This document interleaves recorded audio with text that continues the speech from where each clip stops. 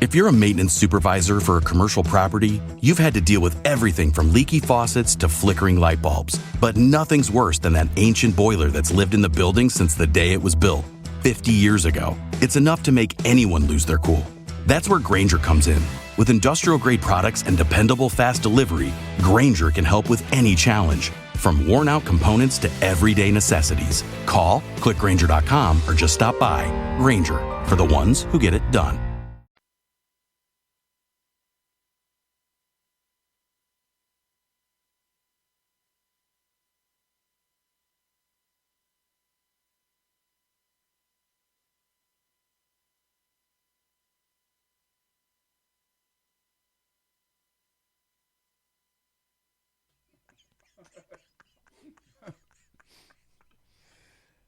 I won't even tell who the parent was. Okay, I think we're going to go now. Do you think we're going to go now? I think we're going to go now. I think we're good.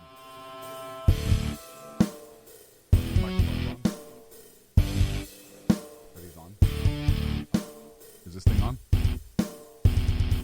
Hello? You don't have headphones?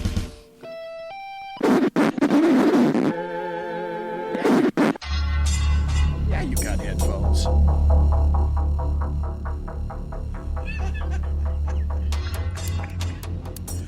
We can do a knock-knock joke. GAO, unknown submarine contact in the vital area. Away the Nixie team away. Set general quarters. Set general quarters. Okay.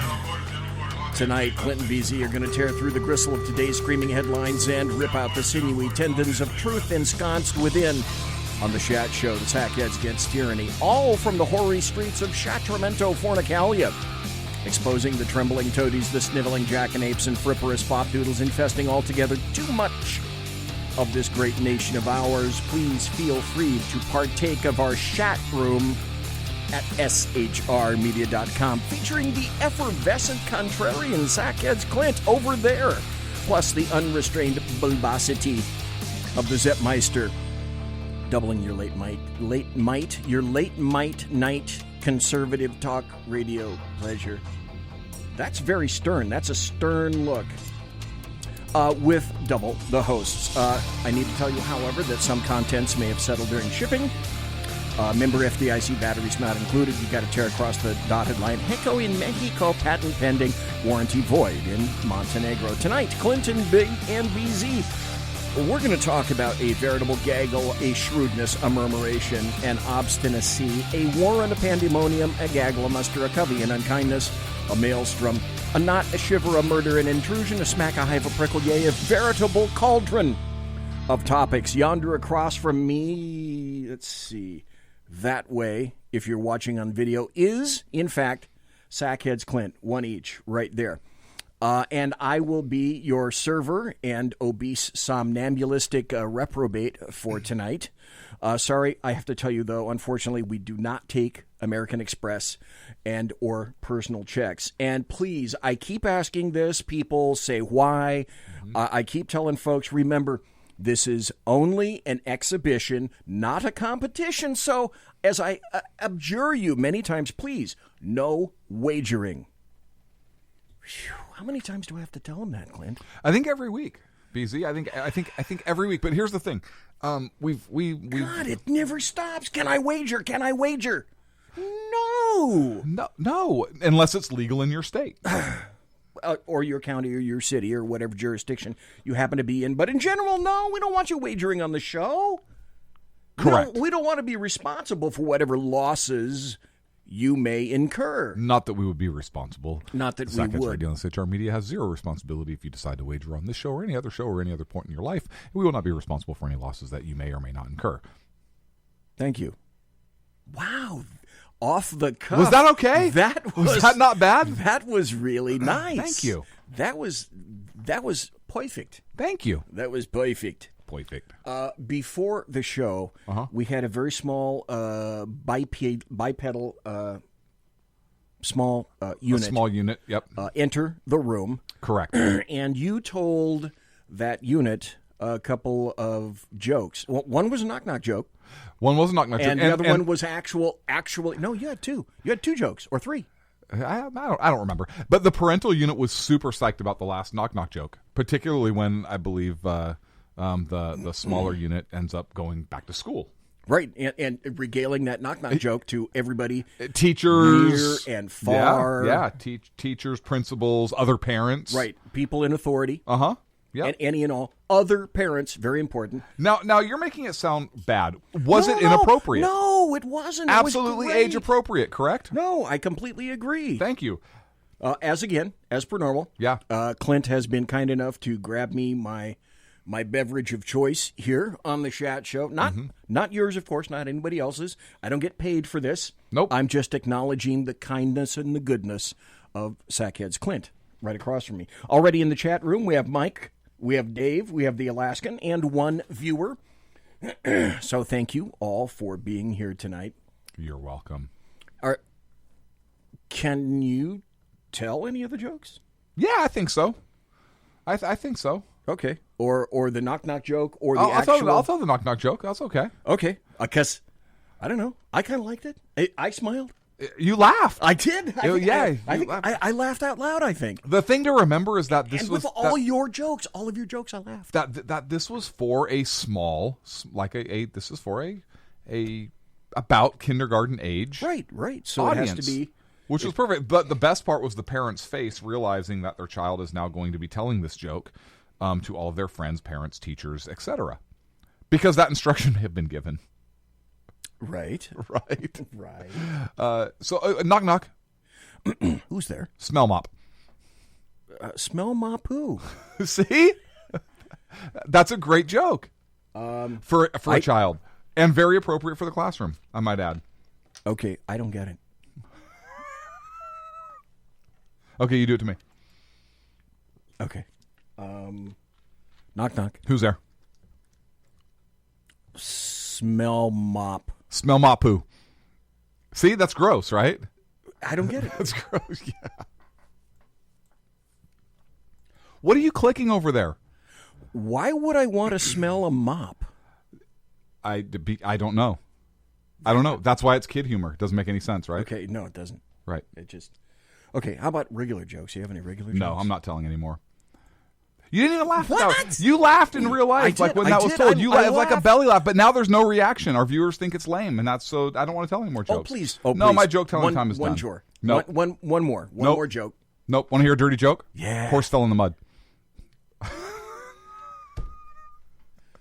See, I'm not telling any jokes. Dave Milner in chat said, "Hi, Dave." He laughed, he cried, he emoted. Thank you. Yeah.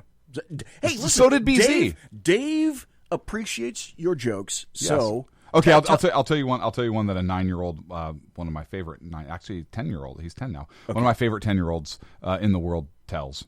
You ready? Okay. Piece of string walks into a bar. Okay. Bartender says, "Excuse me, sir. We don't serve string in this bar." So the piece of string walks out of the bar, messes up his hair, ties himself in a knot, walks back into the bar. Bartender says, "Hey, aren't you that piece of string? I told you we don't serve string here." String says, "I'm afraid not."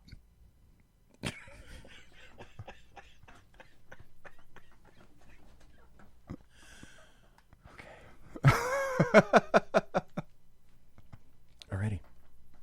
The kid humor. Okay, it is. It's child humor. Speaking of which I like. I do too. That's why I'm saying you had another one. 3-legged dog walks into a bar. Says, "Hey, who shot my paw?"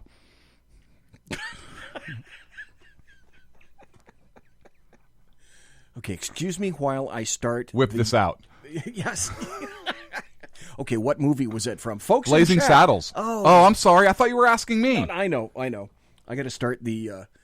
Oh, tell us a Clint story. Do you have any Clint That was stories? my Clint story. That was it? Yeah. Because That's a recent I Clint was story. delinquent. I don't need to tell any more Clint stories. I was delinquent because I was reminded that I did not start the YouTube video feed. I started the video feed for Facebook, but I did not start the video feed for YouTube. We have a lot of stories tonight. One or two. You want to jump right into them? There were a couple before. I have some that are kind of non-political. There's a ton What fun of is that? stuff. I know. There's a ton of stuff that is political, but I have some that are non-political, and one story which has something to do with the media that I'd really like to have your input about. And by the way, YouTube viewers, folks that like to watch the Sackheads Against Tyranny on YouTube, if you go to the SHR Media YouTube channel, I finally started it because the studio here was chaos just for a little bit, and I forgot to start the YouTube feed. My bad. I did start the Facebook feed, but now YouTube is up and running. And, of course, you can always partake of the chat room, or what we call the Shat room, here at shrmedia.com, shrmedia.com. When you go to the face page, you click on Live and Chat Room, and it'll take you right over the chat room. And you can hear the show simultaneously. That means both at once. Just thought I'd tell you that. Okay, a joke for comics. Dave Milner says, a priest, a rabbi, and a polar bear walk into a bar. And the bartender says, get the hell out of here.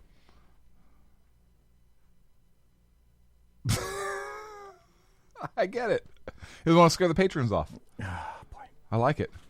Okay. All right. A lady in the booth puts her head up against the wall and says, Daddy, I've been a bad girl. Priest quietly says, for the last time, it's forgive me, Father, for I have sinned. Okay, that was funny. That was funny. I like that one. That was a good one. I liked it. Fine. Tell the fruit joke. The banana joke? Right, yeah. Oh, what are the first words a baby banana ever says? I have no idea. Yellow. Okay, the two ants are having a nice leisurely walk across the top of a cereal box in the cabinet. And all of a sudden, the first ant takes off and runs like crazy across the entire top of the cereal box. And the second ant finally catches up to him. He doesn't run after him. And he says, look, we were having a nice leisurely walk across the top of the cereal box, and then you took off. Why'd you do that? And he says, dummy, can't you read? It says tear across dotted line.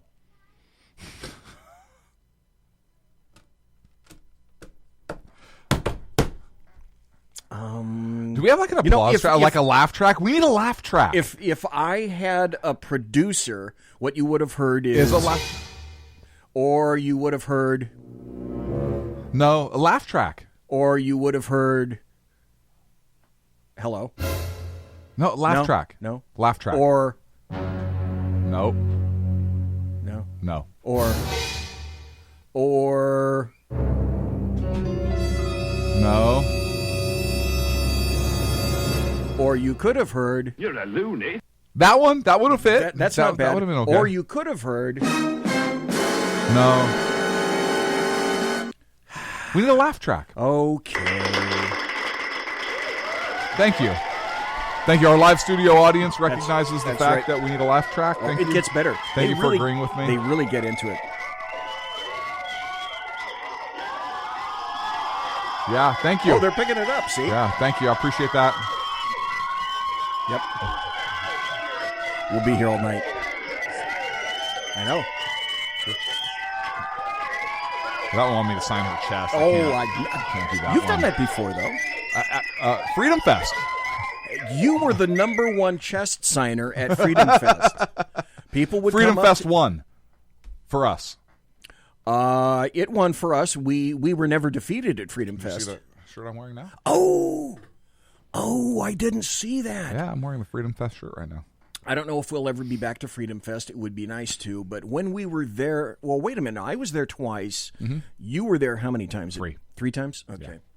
All right, because I went to Freedom Fest 2016. We were there 2017, so you went 15. Yep. Okay. All right. Oh, that's when you saw, who's... Tonto.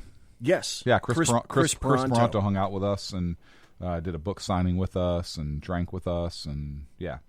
Do you have video of that? You should have video of that. I don't think so. No, because we had a great time with him. So it wasn't. He seems like he'd be just the coolest, down to earth cat you could think of. He's great guy, great person. And it wasn't like we weren't hanging out with him like a like he was a big star or anything like that. Like he was just a cool dude. Like we, after the show, after he'd hang out with our booth, or he'd come, we'd go drink or we go gamble, hang out with. It was just a really good dude. So it wasn't like work, if that makes sense. It wasn't like he was just here with the show or something like that. He just legitimately just hung out with us. It was a great trip. He's just a genuine guy, and he's a really good guy. So basically, he's exactly what you thought he was going to be. Yeah, which is always cool. Yeah, he was just great American. He's a great hero, but he doesn't walk around like like that. He's just unless you knew who he was, he carries himself confidently, obviously, but he doesn't carry himself like hey, I'm one of the heroes of Benghazi. I mean, he is 100%. He is an absolute hero. The guy is phenomenal. I was honored to spend that time with him. But he doesn't. He doesn't carry himself that way. Does that make sense? No, it does. Kind of get what I'm. It does. I'm saying? I had this thriller author on last night, Matthew Betley, and he was talking to me about his fourth book last night, Rules of War. He was on with Dana Perino and Fox News, and she interviewed him about the VA because he's a former. I'm sorry, wrong. He's not a former Marine. There is no such thing. Former Marine. There's no such thing as there's no such thing as an ex-Marine. Former Marine is acceptable. Okay. Is former Marine? Former Marine is acceptable. Maybe I could say retired Marine. I could put it that way. But he said she interviewed him about his book. She made his book, Rules of War, her July book.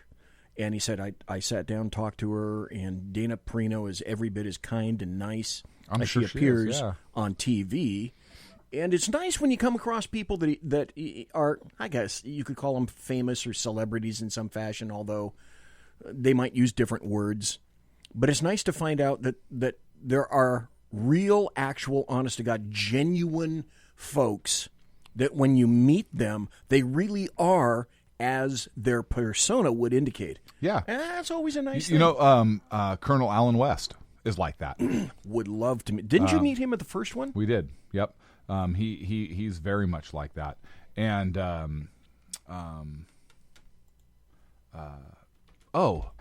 George Foreman.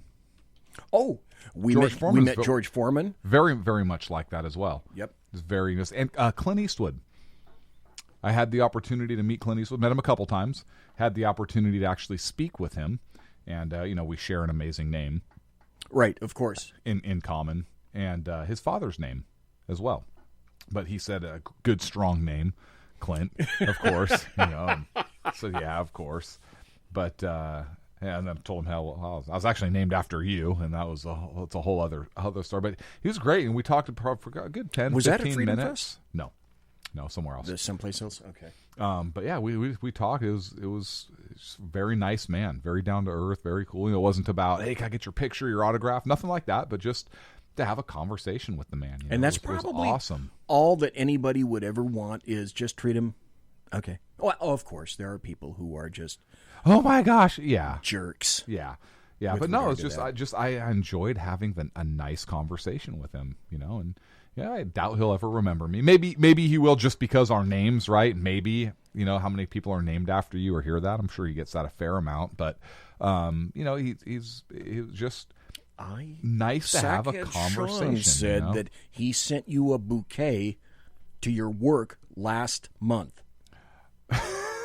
Sackhead Sean sent me a bouquet? No. Sackhead Sean told me that Clint Eastwood sent you a bouquet of flowers to your work. That is not last true. month. That is not true. So he must have remembered you. That is not You true. made a positive impression upon him. That is not true. Congratulations. Thank you. Oh, sir, great. Kudos to you, sir. Thank you. Yeah. Okay. That's 20 minutes of GURP. 20 minutes of GURP. Shall I do have something. Actually, I have two stories that are not political. I mean, I guess one. I've got a couple up front. So one I would like to do, and I have to find I have the article, but I'll need to find the text of it. Did you see that a secret Richard Nixon speech was found?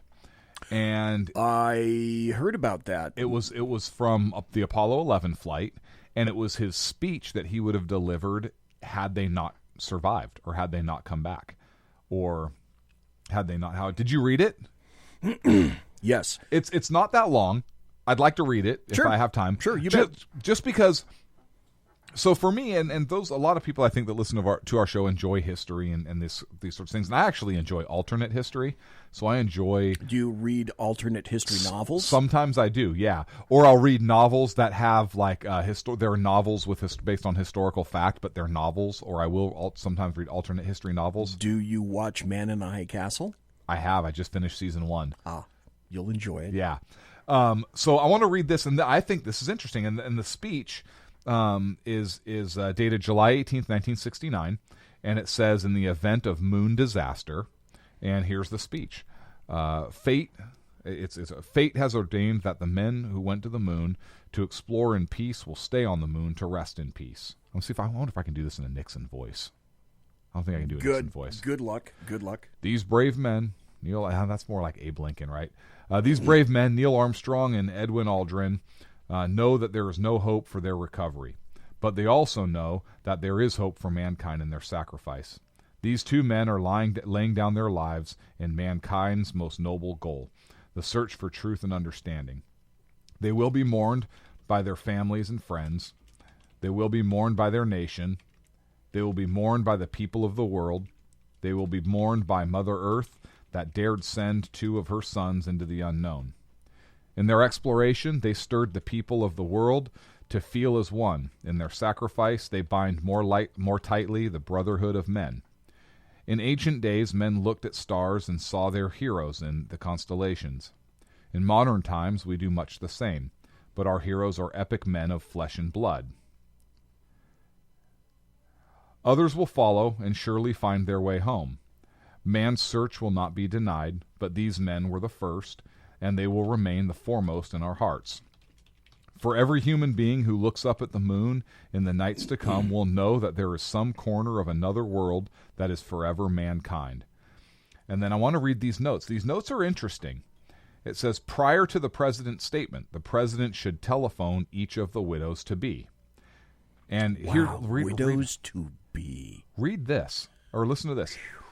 After the president's statement, at the point when NASA ends communication with the men, a clergyman should adopt the same procedure as a burial at sea, commending their souls to, quote, the deepest of the deep, end quote, concluding with the Lord's Prayer.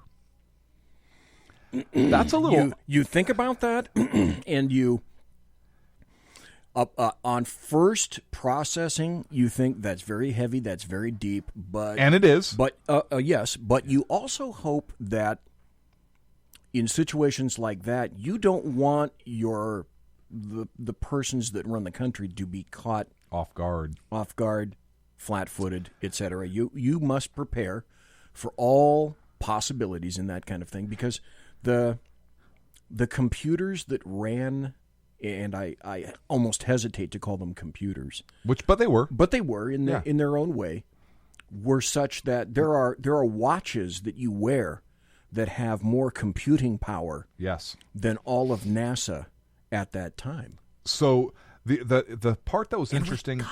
We still got there. But the part that's interesting to me is the term where they said, at the point when NASA ends communication with the men. Not when communication is terminated, not when communication is no longer possible, but when NASA ends communication. That's interesting to me. Because it is, because it begs the question, all right, you've got, well, it's as simple as this. How much air was in the LEM? Yeah, I don't. Well, that sustained them for how many days on the surface, right? But here's the thing: or would the command module have left orbit, had left lunar orbit to deliver Michael Collins by himself? And then does that act as a repeater? Or see, now that's right. That's the other thing that you would have to consider if you were the the administrator of the program is, you may have 2 men left on the moon, but you've still got One to one bring live human being to bring back in the command module. Michael Collins, you can't sacrifice him. You can't keep him in the lurch. He is eminently retrievable, so he has to stay on the schedule. Yes. As if all 3 of them were together. I don't know. You cannot kick him to the curb, so you have to treat the rest of it or like it's all working. Or do you have a contingency to where he stays in orbit and maintains communications until the end, and then he leaves that orbit? Or do you not have him in that psychological state where he listened to their last words? It's interesting. I just thought that was interesting. And I know we have 5 minutes before the next break, so I have one other article I want to touch on. But California has been experiencing some earthquakes. Yes. And there was one in San Francisco. There was day before yesterday, something like that. 4.1, 4.3. And then in Southern California, they had a 7.1, 7.2. Yeah. How big was the San Francisco earthquake of 1909? Was that a 7.8? Yeah, 7 or 8 itself. So there were the U.S. Geological Agency is concerned. And the reason they're concerned is because they've run the U.S. Geological Survey. I always want to call it agency or whatever, but they're concerned because they ran a ton of computer simulations simulating how long California can go without without the big one, without a major earthquake. And I think it's less than 1% of the models did California ever go 100 years without a major earthquake. And the last really major earthquake being, I think, the San Francisco earthquake. Right, 1989. I don't even know if that was considered major. That was Loma Prieta. Yeah, how big was Loma Prieta? Oh, at least 7. Was it? Yeah.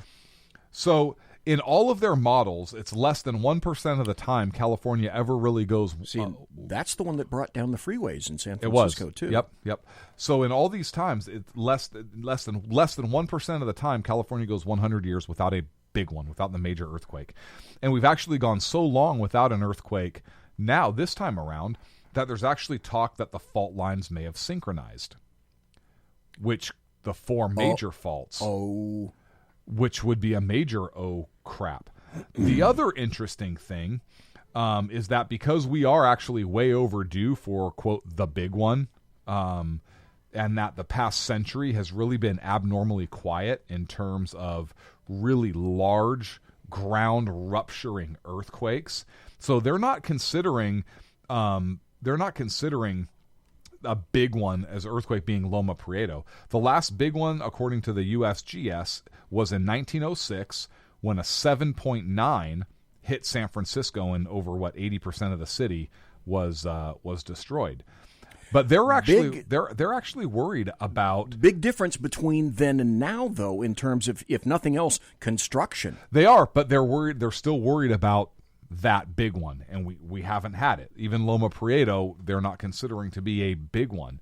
So what they're worried about is something deeper under California, actually appearing to be changing, and what they're talking about here is actually volcanic activity.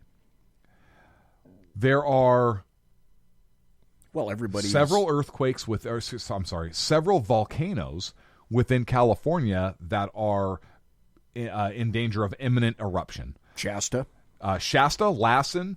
I think the Clear Lake. Clear Lake is a volcanic field, and it is still active. There's don't know about that, but I would believe that. Oh yeah, absolutely. There's 7 of the 8 active volcanoes in California. Where's Whitney? Washington? I think so. I don't think that's in California. I could be wrong. Alaskan in chat said in Alaska they had a 7.4 recently. So Alaska also has some of the volcanoes along this same arc that is in Hawaii, California, all the way up, right? So one possibility that they're really looking at and that they're concerned about is these fault lines synchronizing, like I talked about, and the potential for the earthquakes, landslides, floods, and so forth is widely recognized in California, but what California really isn't prepared for is volcanic eruptions. That's nothing that we have really experienced in terms of emergency preparedness. And the worst yet. Let's talk about that. The very worst yet when we come back, because we got to take a break. What? I know, it's time. Man, it is. It is. All right, well, more on this. Yeah, we'll do that when we come back. And I want to tell everybody, what's the worst volcano? Come on, folks, you already know what it is. And Kilauea. If that boy, Mauna Loa. if that corks off, oh boy. Which one? Yellowstone? Conservative media done right. You're listening to the SHR Media Network. Hey, this is Michael Wright. And I'm Shannon Wright. Join us for The Right Way with Shannon and Mike, Monday through Thursday from 7 to 9 a.m. right here on SHR Media. Why are they joining us? For fun things like sports, politics, Oh, maybe some news and entertainment? and all kinds of other things. Money and recipes and events? All kinds of stuff. Yeah, so join us Monday through Thursday, 7 to 9 a.m. here on shrmedia.com.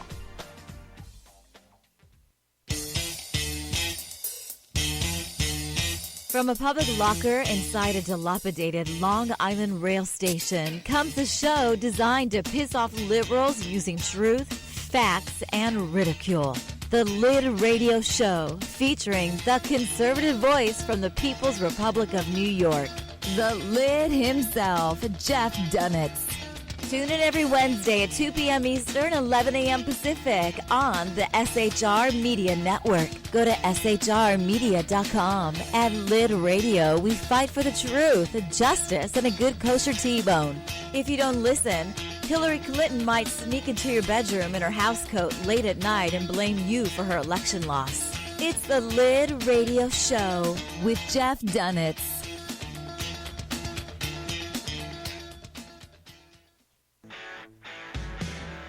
Hey girls, Carry Girl Gear is here. More and more women every day are concealed carrying, participating in competitive shooting, and getting firearms training. It's not a boys' club anymore, and we don't have to shop in their stores anymore either. Finally, a cool and unique clothing line just for women.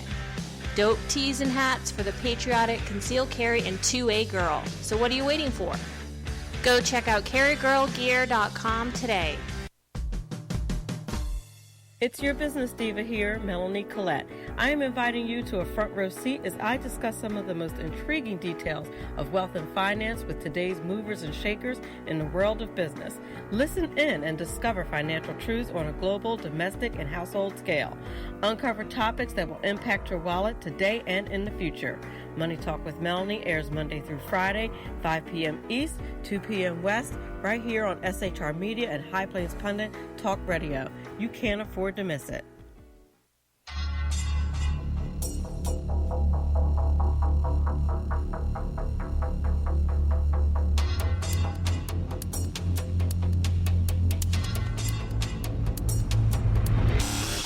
The new show on the SHR Media Network, Sackheads Against Tyranny. On shrmedia.com. Go there quick like a bunny, 11 p.m. Eastern, 8 p.m. Pacific, every Wednesday. Live and direct on the SHR Media Network. shrmedia.com. Be there.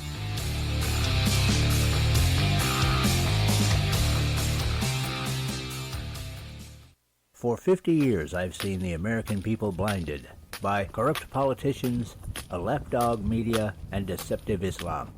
The one thing the elites fear is one man with a cane. I'm Dave Milner.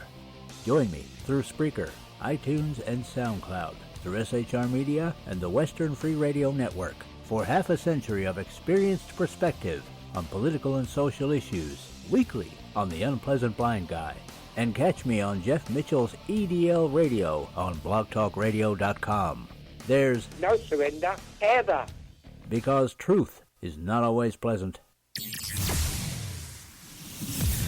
Broadcasting behind enemy lines in occupied California, a mere 2 miles from the state capital, the bloviating Zeppelin's Berserk Bobcat Saloon Radio Show can be heard every Tuesday and Thursday night at 8 p.m. Pacific and 11 p.m. Eastern, only on the SHR Media Network. Go to shrmedia.com to listen. You can also watch on the SHR Media Facebook page and the SHR Media YouTube channel. No goldfish were abused in the making of this ad. Conservative media done right. You're listening to the SHR Media Network. Here we are, and we're back. You're listening to the Sackheads Against Tyranny, a real chat show. I am BZ. Across from me is Sackheads Clint. We are the Sackheads Against Tyranny in lieu of the actual Sackheads show, because Sackhead Sean, well, he just can't be around with us for a while. He has to make actual coin. Yeah. As would be expected. People have jobs and whatnot. Before we left, we were talking about earthquakes. Then that transitioned over to volcanoes. Mm-hmm. And then I said, well, what's potentially the worst volcano that happens to be sitting essentially in our backyard? Everybody in chat got it. Everybody said Yellowstone. Mm-hmm. And you and I both said, that's bordering on a life extinction event. Ellie. Earth, right? Extinction level event. Oh, okay. Right? Ellie. Bigley. Ellie, meet Bigley. And the geysers in Yellowstone have been acting we talked about that weird during the break. Lately. As if something might be percolating underneath. We also talked about Mount St. Helens, the eruption there, which slewed off half of the damn mountain. Was that 80? Did anybody die from that? Yeah, a couple of people. One guy that just wouldn't get out. Another guy that they couldn't get to. Maybe 4 or 5, something like that. Yeah. But I mean, it completely a volcano's erupting. They're like, we need to evacuate. No. Yeah. Okay. All right. Oh, okay. All right. Good luck with that. Everybody thinks that on the left coast, the San Andreas Fault is the biggest fault there is. And that's a fault in thinking. No one mentions the Cascadia subduction zone. And the Cascadia subduction zone in the western portion of the United States, it runs through the entire Pacific Northwest. It threatens 3 major metropolitan areas, Portland, Seattle, Vancouver. I know a lot of people, it wouldn't be sad to see Portland and Seattle, although I would, because I like the damper climate and whatnot. It's capable of producing a magnitude 9.0 or 10.0 earthquake. That's basically 16 times more powerful than the San Francisco's 1906 earthquake. That lasted 4 minutes, and that's the kind of stuff that delivers tsunamis all over the place. So I do want the Mount St. Helens eruption, the state of Washington, occurred in 1980. Oh, okay, 6 years off. So do you know what preceded it? No, I do not. A series of earthquakes. Okay, in that region or just in localized fault zones? Did we get anything over here? Or it was all around Mount St. Helens? I think it was in that region. Okay.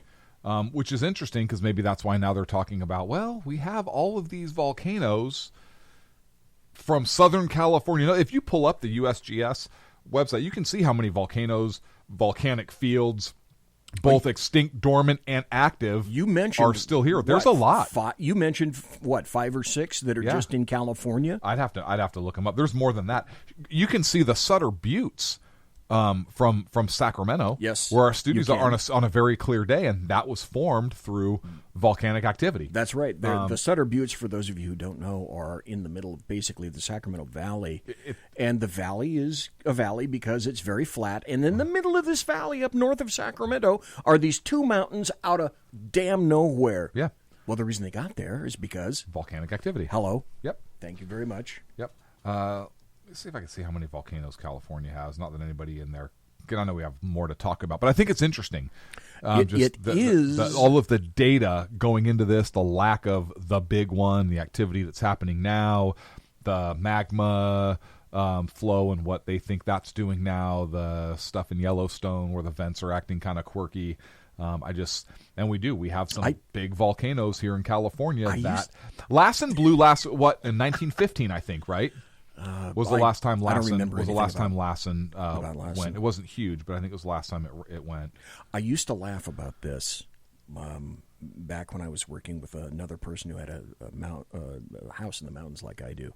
I don't live in Sacramento. Well, I do live in Sacramento. My wife has a house down here, and then I've got a house up in the mountains, in the Sierra Nevada mountains at about 4,000 feet. So a lot of people, when we talk about earthquakes in California, a lot of people say, whoa, how cool would that be if California falls into the sea? And as a result of that, I used to joke that, hey, well, then my property at the 4,000-foot level, I could, I could live in the port of Sierra City with a really long drop to the water. I could have beachfront property all of a sudden. You could.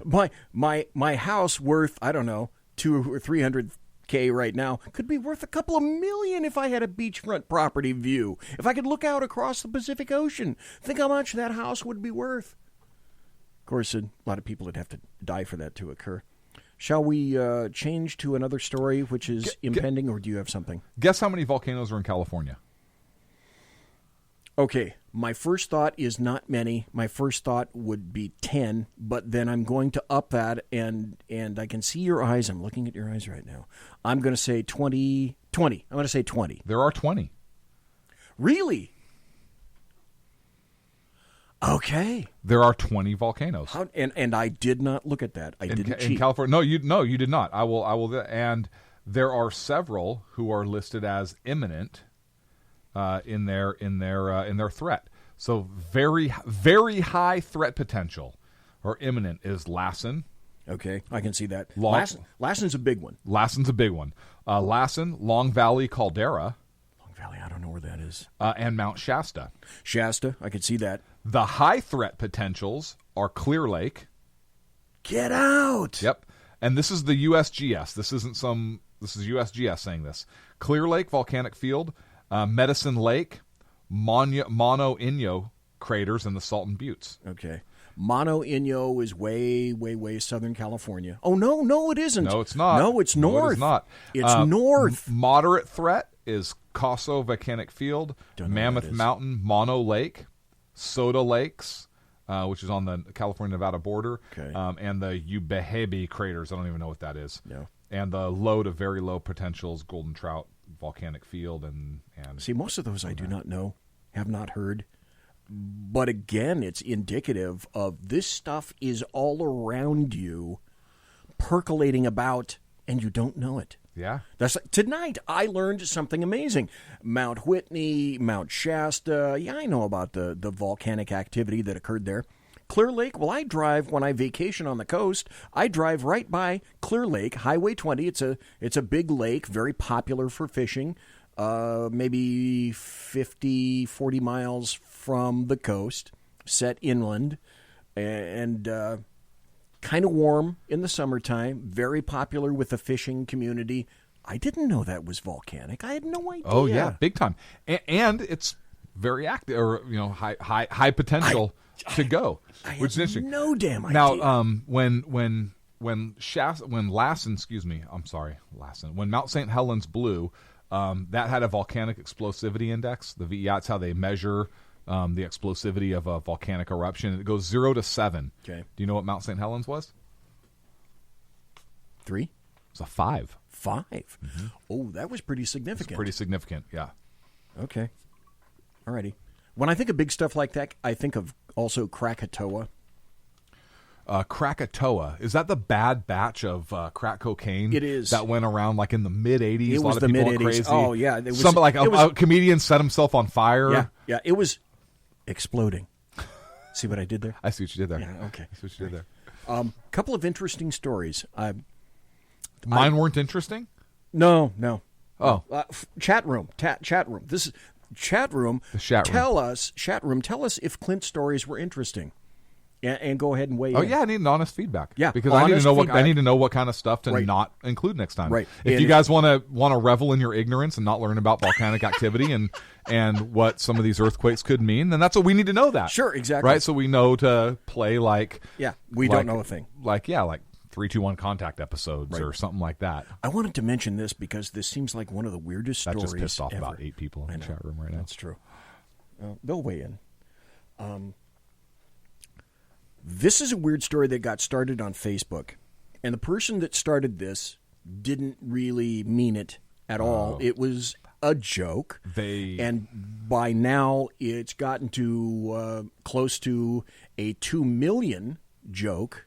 And I'm talking about, this is from ABC News. At first glance, you'd hope that people that saw this on Facebook would go, oh, that's so stupid. No, that's not the case. Air Force warns against storming Area 51 as Facebook events reach 1.5 million attendees registered. Say, what? The Air Force is warning people not to go to Area 51 in Nevada. There was a Facebook event page organizing a meetup at the Alien Center tourist attraction. There are tons of people who believe that aliens are still kept in Area 51 and that they need to storm Area 51 to liberate the aliens and discover whatever it is that's being held in Area 51. 1.5 million people. 2 questions. Yes. A. I'll answer them both, and I have the same questions, but I'll answer them both. Go. Okay. A. Will they do that? Will they gather? First, will they gather?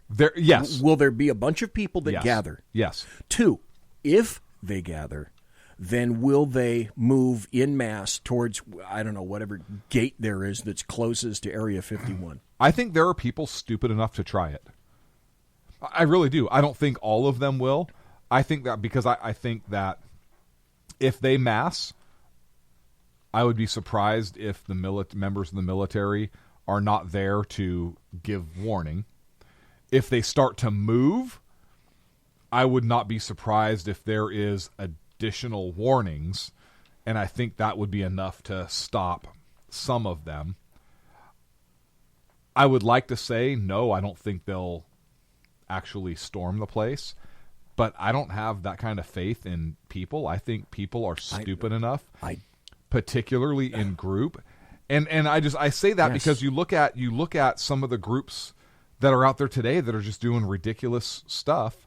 And I think they would try because I think that they believe that, well, the government's not actually gonna shoot me. We know you and I have experienced the power of anonymity in a massive group and how that makes members of that anonymous group feel very empowered to do stupid shit. Fill in the blank. And I think that so here's my thoughts. Yes, I think people will gather. Yes, I think people will start to go down that road. I don't think there's any way in hell the United States military is going to let foot one on that base. There is no frickin' way. They can't do it. Do I think that they would use deadly force to stop that? Yeah, I do.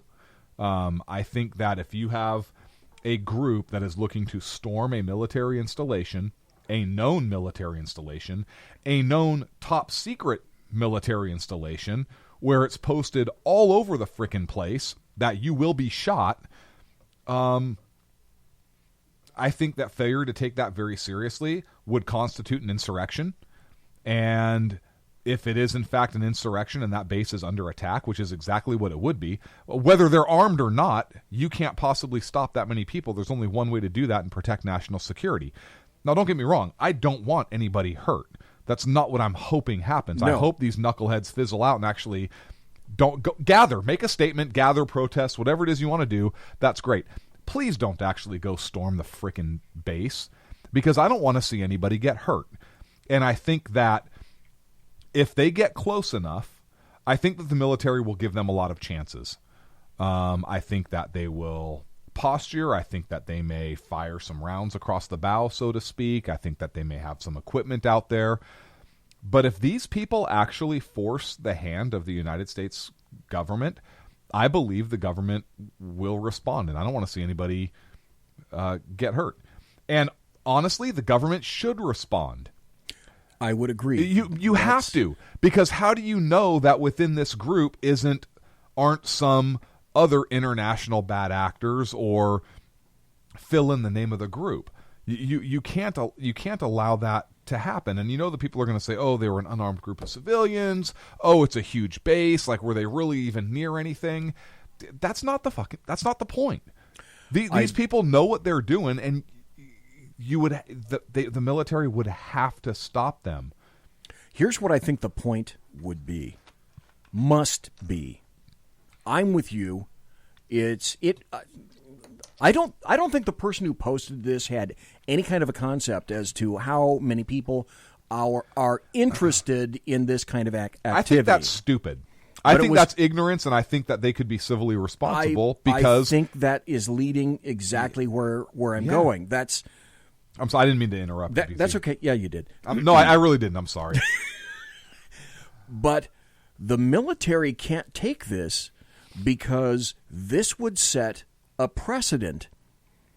We can tolerate certain things in a semi-civilized society. We're going another direction, and I've got a couple of stories that are leading to that. Law enforcement is an application of one area. The military is the application of another. If you set the precedent that with numbers you can storm the American military anywhere and get away with it, if you do that in Area 51, then why can't you say that you're going to storm Minot Air Force Base where all the B-1s are? Yeah. By the way, where all the nuclear bombs and weapons and missiles are. Then why wouldn't you be able to storm, say, the White House? Why wouldn't you be able to storm, Fort, extrapolate it out. You can go ad nauseum with this. So the military cannot afford to have something like this occur. You can't. It's a terrible, it's a crappy idea. It's a shitty idea. It's setting a precedent, again, in terms of getting massive groups who feel empowered. And if they, like I said, number one, will they appear? And you think, yeah, they could. They could. Oh, I think so. I think there will be people that show up. Oh, yeah. 100%. There's going to be people. There are going to be people that are going to be there. Will it be the numbers that they were hoping? Who knows? Let's say 10% show up. Let's say 10%. And 10% of a million is 100,000. 100,000. Okay, let's cut it. Let's say 1% shows up. Let's say 1,000 people show up. That's 1,000 people. So let's say remarkably. Let's say 1% big. Shows up. Well, no. 1% is 1,000. Yeah, is that right? Yeah. Okay. So no, it's not because no 1% is 10,000. Still big numbers. 1% is 10,000. Big numbers. Right? So 10,000 people show up. Sorry, I had to math for a second.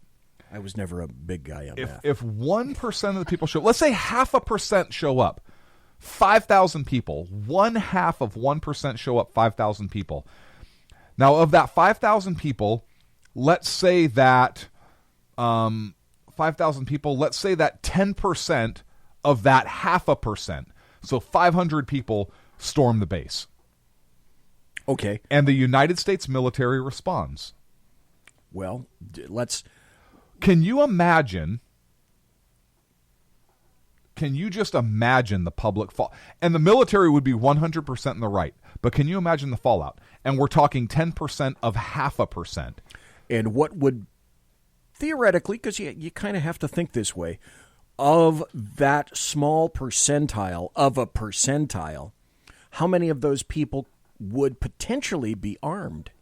Let's say none of them. Let's just say you have 500 people that are storming. You don't have the luxury of making that assumption. Absolutely not. If you're the military. No. You cannot make that. You cannot just assume that everyone is there and they have fine intentions. Yeah. They just want to see, fill in the blank. It doesn't work that way. It doesn't. You are attacking a United States military installation, which has happened before. I don't know about people like this and these numbers of people, but the United States military installations have been attacked.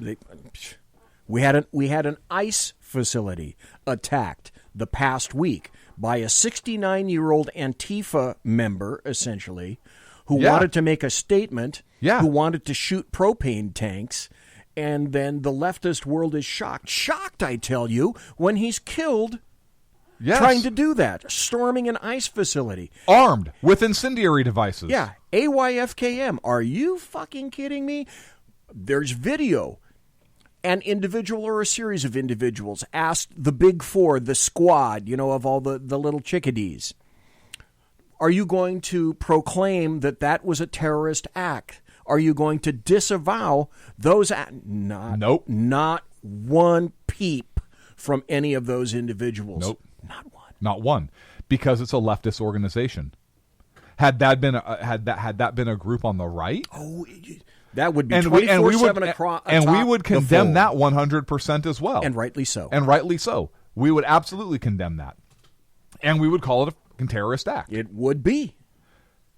But not them. It 100% is. Look, we are coming back around. This is the weather underground all over again. You're not this old. I saw all of this stuff in the late 60s and early 70s. I saw the Symbionese Liberation Army, the SLA, the Red Faction, the Red Army, the Black Panther Party, the Black Panthers, and the incident in Los Angeles, the Weather Underground, the incident at the state capitol, Black Panther Party. Hey, listen, that's how we got 171. That's how we got the laws, because armed leftists appearing at the state capitol put the fear of God into Ronald Reagan when he was governor at the time. That's how we got a number of laws. And he was a Democrat at the time, right? No. Reagan was a Democrat governor of California, I thought, and then he turned Republican. He was a Republican. Was he? Yeah. He used to be a Democrat. Yes, he was. Okay. Yeah. Back in the 40s, he was a Democrat.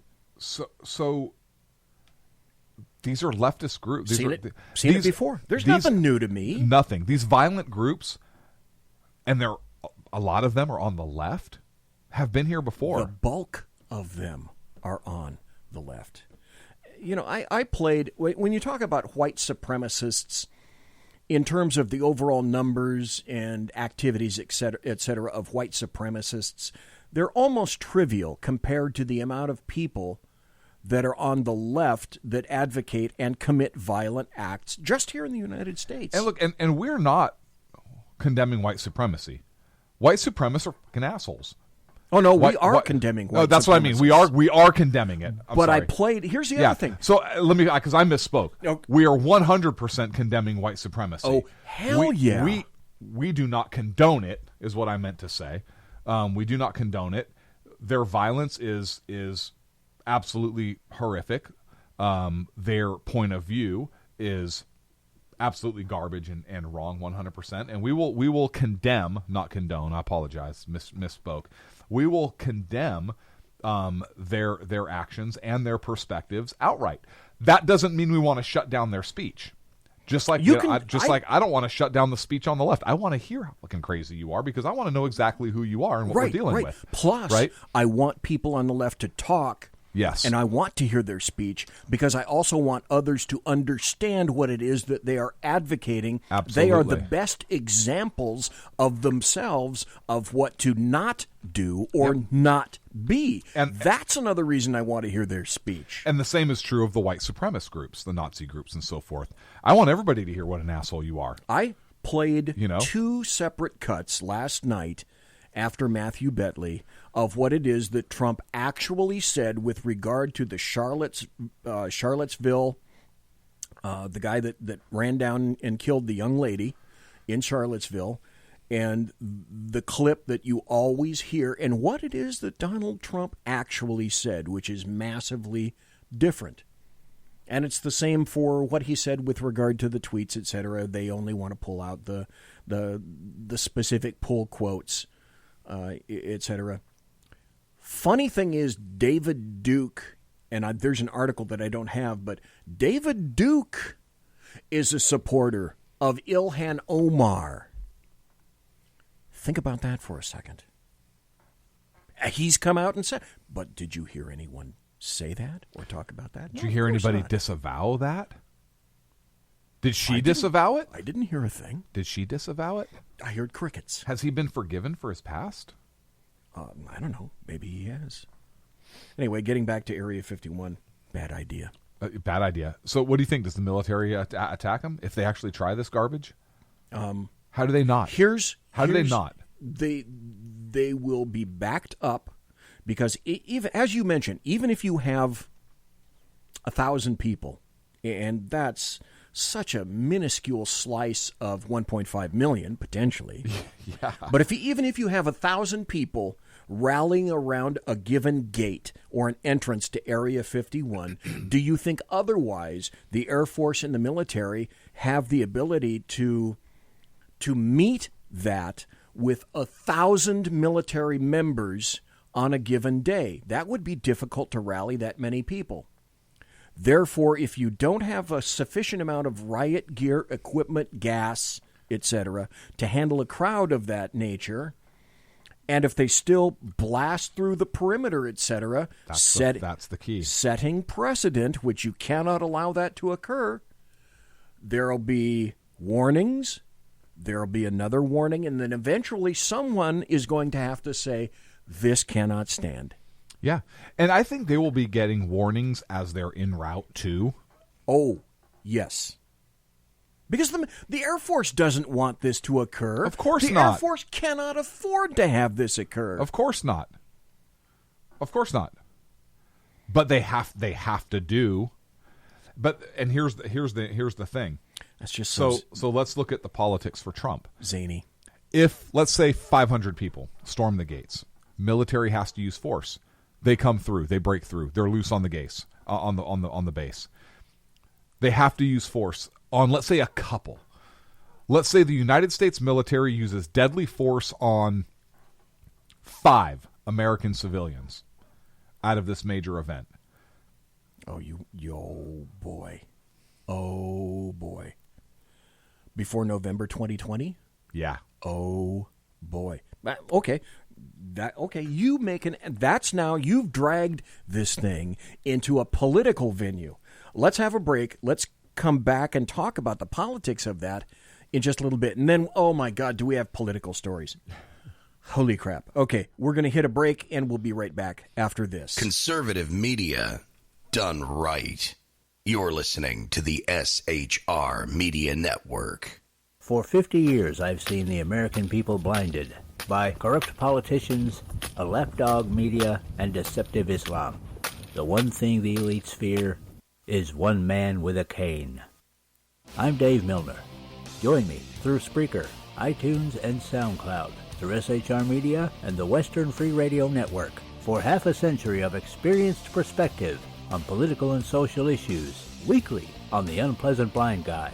And catch me on Jeff Mitchell's EDL Radio on blogtalkradio.com. There's no surrender, ever. Because truth is not always pleasant. It's your business diva here, Melanie Collette. I am inviting you to a front row seat as I discuss some of the most intriguing details of wealth and finance with today's movers and shakers in the world of business. Listen in and discover financial truths on a global, domestic, and household scale. Uncover topics that will impact your wallet today and in the future. Money Talk with Melanie airs Monday through Friday, 5 p.m. East, 2 p.m. West, right here on SHR Media and High Plains Pundit Talk Radio. You can't afford to miss it. From a public locker inside a dilapidated Long Island rail station comes a show designed to piss off liberals using truth, facts, and ridicule. The Lid Radio Show, featuring the conservative voice from the People's Republic of New York, the Lid himself, Jeff Dunitz. Tune in every Wednesday at 2 p.m. Eastern, 11 a.m. Pacific on the SHR Media Network. Go to shrmedia.com. At Lid Radio, we fight for the truth, justice, and a good kosher T-bone. If you don't listen, Hillary Clinton might sneak into your bedroom in her housecoat late at night and blame you for her election loss. It's the Lid Radio Show with Jeff Dunitz.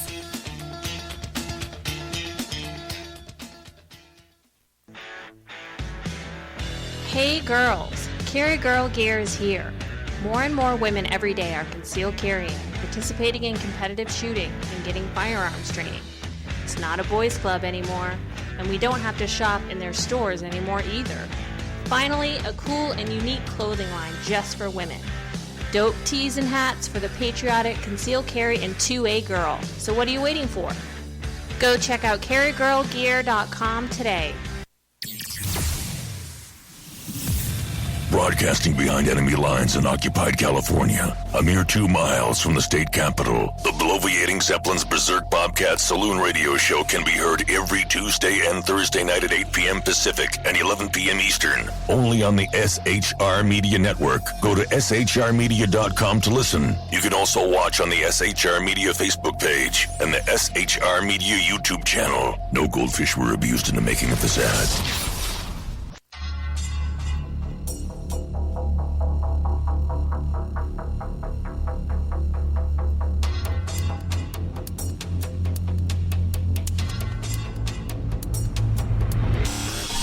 New show on the SHR Media Network, Sackheads Against Tyranny. On shrmedia.com. Go there quick like a bunny, 11 p.m. Eastern, 8 p.m. Pacific, every Wednesday. Live and direct on the SHR Media Network. shrmedia.com. Be there.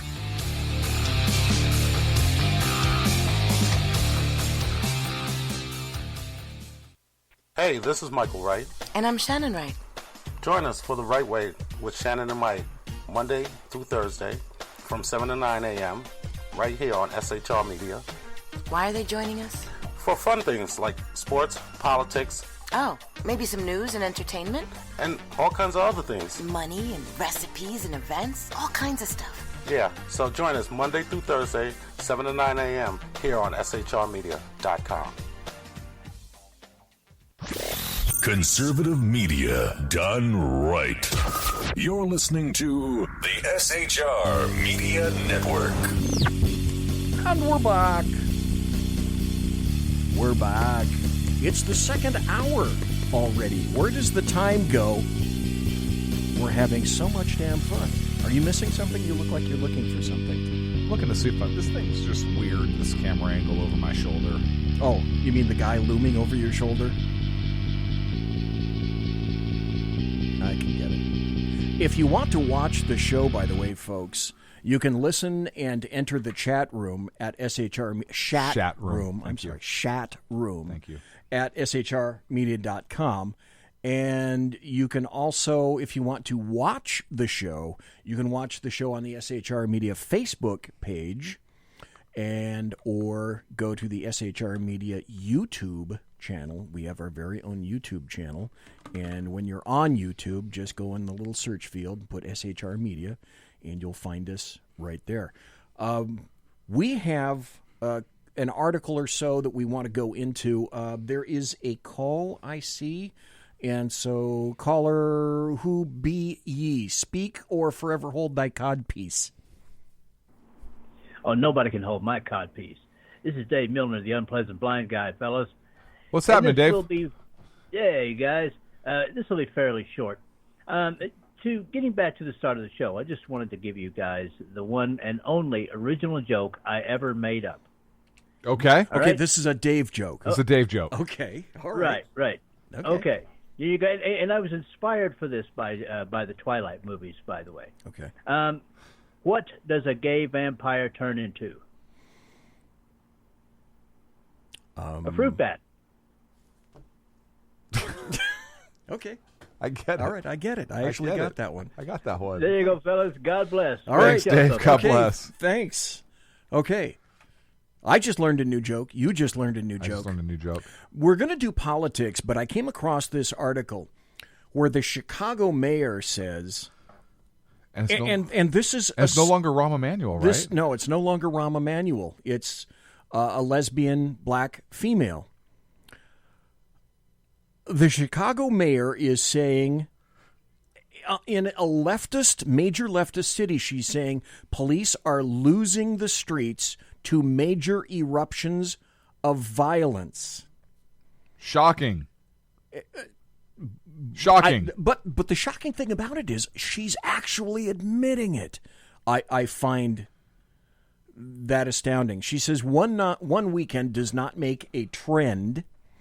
And by the way, her name is, the mayor is Lori Lightfoot. But we've now had a couple weekends where it feels like we're losing the streets. Okay, well, that's just under her. She's not even considering the hell that was Rahm Emanuel. I'm just a little bit shocked. The streets have been lost. Where has she been? Yes, where have you been? The police chief already knows this. He weighed in on Jussie Smollett, and people didn't really want to listen to him. Right before Independence Day, 50 people were shot. Feature this. In Chicago, an extra 1,200 officers got deployed, and at least 43 people, despite that, got shot on the Memorial Day weekend, 7 of them fatally. And they're just now coming around to the fact that the police may have lost the streets of Chicago. Are they is Chicago under consent decree? Yes. Shocking. Yes, they are. Shocking. Yes, they are. Leftist policies. It is a leftist policy. You didn't want to hear this, but I'll make this quick. There's a DA in Texas now who claims she has a conflict of interest in a major case, and so because she's a leftist DA, she's decided to drop all charges. In Houston, Texas, Harris County District Attorney Kim Ogg announced yesterday, that her office had too many conflicts of interest to proceed with prosecuting money laundering cases involving 2 poker parlors in Houston, where she could have recused herself. Yes. So that an independent prosecutor or even the state could be appointed. She dropped every felony charge against 9 poker room owners and employees. Oh, wait, there's more. She's also attempting to return $206,000 in seized cash to the defendants. That's the state of our law enforcement. Okay, enough about this. I don't know where you're going to take what you're going to do with this. This is more of a global type article, and I really want to see if you have any input on this or thoughts. And this is not getting much play. But in my opinion, this is extremely serious. This is a potential global situation that we've seen played out on movies and TV screens and whatnot. Ebola emergency in the Congo is declared a global health emergency. Still, the World Health Organization says the risk for worldwide spread is low. Well, wait a minute now. Why would that be? We've conquered Ebola many, many times. There's no real cure for Ebola per se, but we've been pretty damn lucky in making sure that we contain Ebola, with the exception that the virus has recently spread into a town in the Democratic Republic of Congo. Well, it's not, that's right, it's not just a town, it's a city called Goma, where there are 2 million people in Goma. And there's an airport in Goma, an international airport to transport people out of Goma. I don't know if they happen to be not feeling well, perhaps. Any thoughts on this? I had to dig to find that article, but it's happening right now. Oh, by the way, this article came out today. Yeah. I mean, we can't force other countries to have the same health standards as us, right? But it does go into, this is why we need to tightly control who the hell's coming into our country and where they're coming from, and monitor this. We've already had 1 person infected with Ebola enter the southern border. And by the way, they came from Mexico. Congo. Oh, they come from Mexico? No. Well, they came through Mexico by way of the southern that's what I meant. border, but they were originally from Congo. Okay, we got another person on the line. Go ahead. Who are you, mystery caller, and why did you call? You're on. Hey, Brother BZ. This is Chuff. How you doing? Hey, real good, sir. What's up? Outstanding. Just calling in. Styx has been on this for, Styx and Hammer has been on the Ebola thing for about 4 months. So this has been percolating for quite a while, and once I started hearing about Africans moving over into South America to come up to our border, I knew this was going to happen. Yep. So I'm not shocked by this. No. And you got to think of everybody else that was on that flight that was exposed to it too. Yep. And, that's just a little test tube. I did want to touch on the invasion of the base, but I'd love to hear your guys' comments just first on the Congo thing. I'll mute. You don't have to mute, because I can mute you, but I'm not going to. You can unmute yourself. Oh, okay. And we don't silence anybody on this show. No. I'm the only reason I'm going to silence you is, I would never do that. Anyway, moving along, if we can't solidify our borders, this is just one reason. And as far as I'm concerned, Clint, weigh in, Kaiser, everybody, leftists are fucking insane now. They're just insane. Yeah. They are unhinged. They do not have any semblance of a grasp on reality. And even then, I wish I could tell you that I had every confidence that we will easily win 2020. And despite all that, I do not feel that confidence. Clint. You know what, BZ? I don't think that they are clueless. I don't think that they're unhinged. They're unhinged, but I don't think they're clueless, and I think they understand exactly what it is they're doing. They're purposeful. I think that what they're doing is by design, because they want the downfall of the United States of America as we know it. I think they want to do it from within. I think that they are the far left part of that party is communist, 100%. I think that they're no different than other extreme groups in history that have come up and attempted to seize power, some successfully. And I think that if they do seize power, depending how it goes, look, I think that they're prepared to do it by any means necessary. Oh, wait, there is a leftist organization called By Any Means Necessary. BAMN, and they're aligned to Antifa. Yes, they are. And the Berkeley mayor is a member. Yes, and I believe them. So I don't think that they've lost their mind. I think that they're unhinged to an extent. I think we refer to them as unhinged, but really I think they know exactly what the hell they're doing. Nothing has changed. The communists haven't changed from the 40s or the 60s or to what they're doing today. Go ahead, Kaiser. I would kind of disagree with that, Clint. They have changed. They were Bolsheviks back then, and now they're Maoists.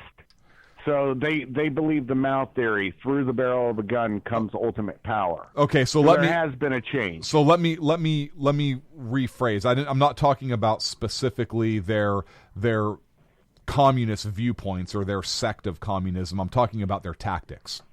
Okay, yeah. So I get it. Yeah. So I agree with you, but I was talking more about their tactics and how they go about. I think they're totalitarianism. And the reason I say that is because I'm not convinced they know what socialism is. I think they know exactly what it is. I'm not convinced. Oh, yeah. I'm not convinced they really know what communism is. I think they know 100%. There was a comment made today by AOC that if anyone mentions that any party, any person on the left is a communist, the person that making that statement, she said today, is a racist. Yeah, because she doesn't. Kidding me? Because she doesn't want to be labeled communist because of the negative connotation, and communism has failed. I think she knows exactly what she's doing. I think that they throw out that if you say this, then you are that. To shut down speech. Yes. She knows exactly what she is. But she is 100% a communist, but she doesn't want to be called a communist because of the negative implications and backlash, and it makes it harder for them to push their agenda, win support, gain ground, that kind of thing. I think she knows exactly. I'm sorry, BZ. No, that was Clint, but go ahead, brother. Okay, I agree with you wholeheartedly. Here's the one thing that... The one thing that brings to mind, and this is proof positive of it, this happened in your guys' state, unfortunately. Mac Getz, who's a congressman or a senator, I think he's a congressman, had a death threat made against his life. They found out who it was. Oh, right, Matthew Gates from Florida. The guy lives in California, yes. And the assistant prosecutor for DOJ said they weren't going to bring charges on this guy. So the Berkeleyites, look, even Seville, Mike Steiner, I bodyguarded him in Afghanistan for Democracy International in 2010, him and Trish DeGennaro, who's a reporter for the HuffPo. He's a Berkeleyite. The entire Seville thing was a setup. Anyways, I don't want to get into all that, but what I do want to do is when you guys are ready to talk about, I'll just get off this subject for the moment, but I do want to talk about the Area 51 thing. Really. Yeah, please. I'd like to hear. It'd be interesting to hear that from a military standpoint, Kaiser. Okay, this is where Title 10, which is military police, that kind of thing, the laws for the military, and Title 6 is 6C in particular, federal law enforcement. This is where they converge, and you will have Title 6C agents there if they do mass on the thing. You got to remember, there's a depth of defense. Okay, it is an Air Force base. They go by an adage called ABGD, Air Base Ground Defense. So you have 20 miles from what you think is the gates till you hit another gate. All right. So within that 20 miles, you're not seeing anything. I don't care where you go. And they've even spread it out further. I think they even took somebody's home to do it once. So there's a large. They took a mountain range. They took a mountain range.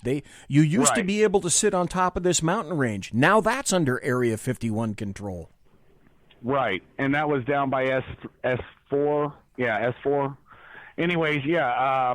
But the point is, there's two guys who are on YouTube, and they just filmed themselves stepping across the line, and then they disappeared. Everybody wondered what happened. These other YouTubers were concerned, tried to make contact with the guy. Guy became like an asshole, whatever, to him. But what ended up happening is he said he got maxed. That's 6 months confinement, 1,000, and you're going to an FDC, a federal detention center, and you're going to be kept there for 6 months. There is, for something like that, you're not getting good conduct parole out. You're not getting provied out. You're getting maxed, and you'll pay the $1,000 fine.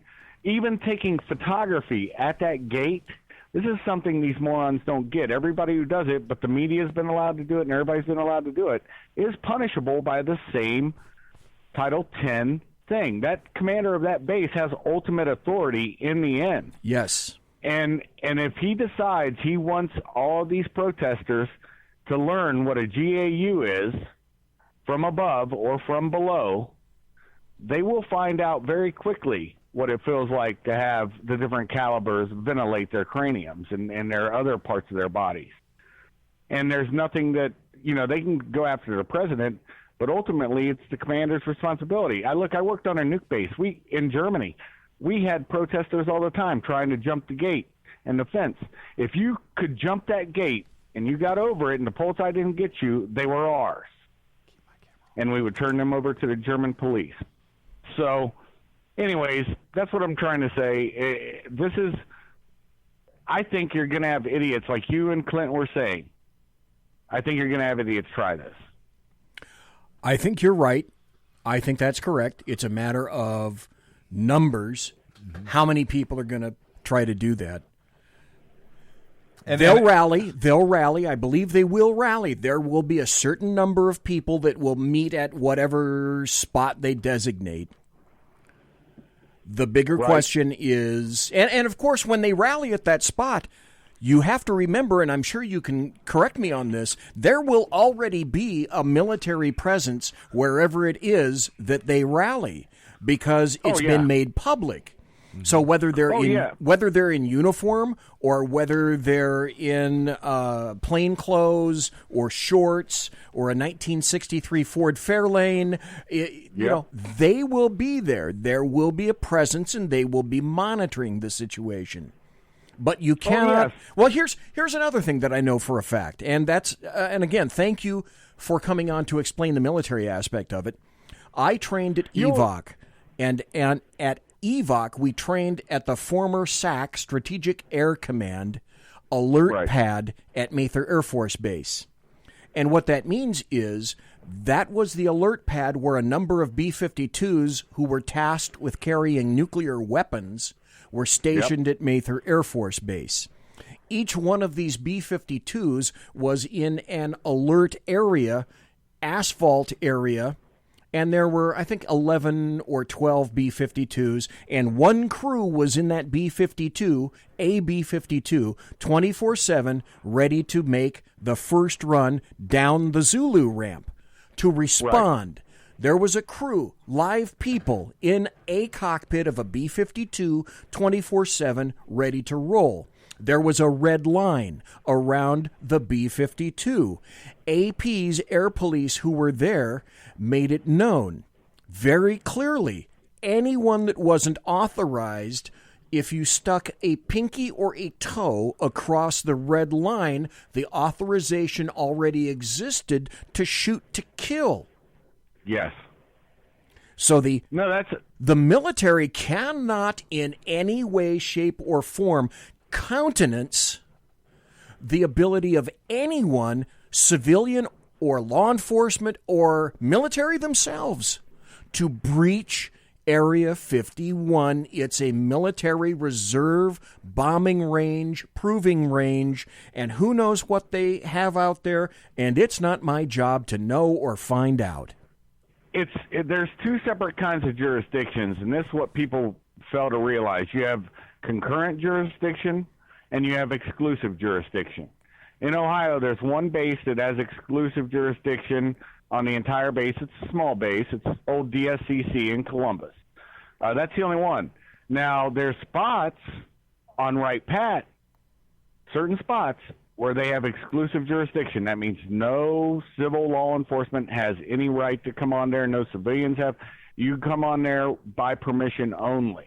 Well, when I was living on Wright-Patterson Air Force Base for a year and a half, almost 2 years, and there was, of course, a SAC alert pad on Wright-Patterson Air Force Base, and the SAC alert area was itself ringed by various levels of security, the tightest, the closest you got to it. But just to get close to that alert pad, you had to pass an exterior gate, an interior gate, a further interior gate.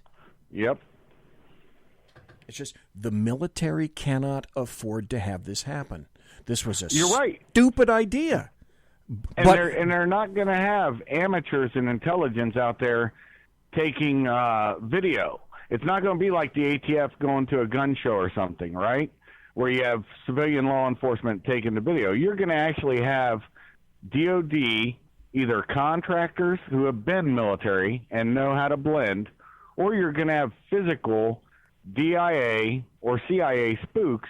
They're going to be running under Title 6C. They're going to have a federal cop there to legitimize it, but they're going to take the video professionally, and they're going to be blending in with the crowd. So this is nothing more than it's. I think it could get ugly, but I do believe it's going to be I think it'll be a good intelligence gathering thing too. That's just my two thoughts on it. It could potentially, and I make no bones about it that I am a paranormal UFO enthusiast. I'm a member of MUFON, which is the Mutual UFO Network. UFOs intrigue me. I've seen one.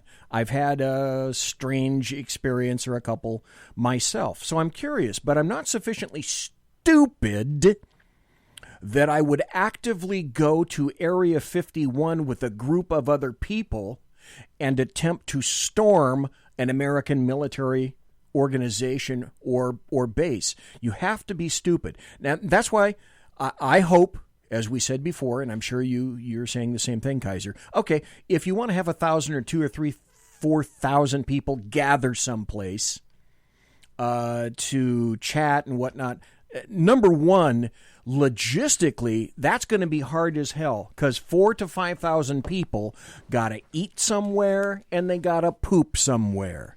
So logistically, that's going to be extremely difficult. And then it becomes exponential the more people you have. Well, especially in a desert area, they're going to need water. Yeah, they can gather food, water, just the basics. Fuel. Right. You're going to have a sufficient amount of fuel for the people that come in, for the people who want to go out, or you're going to have a dead car, or you're going to have a dead electrical car. Dead people. Yes. So they can gather all they want. That's fine. But if you take it to the next level, I believe you have to expect that so will the military in kind. Am I wrong?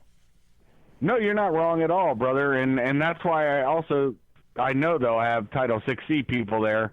Like I said, with those two guys, they were arrested later. They didn't get them while they were there. it's a real bizarre video. I don't really want to get into it. I'll talk about it tonight on my show. Okay. But, the guy was cryptic, but he said, he got, after spending 6 months in FDC, well, that means him and his daddy went to FDC, and they both jumped over the line, 2 separate entry points, and, they got their license plates. They identified them. You can always arrest somebody later. You don't have to do it on the site. You know this, BZ. It's 9:30 on the left coast. It's 12:30 on the east coast. We're going to have to take a break. Before bless, you brother. go, hey, don't go just yet. Kaiser, if you're going to Okay. have a show tonight, tell people where you can be found if folks want to see your show.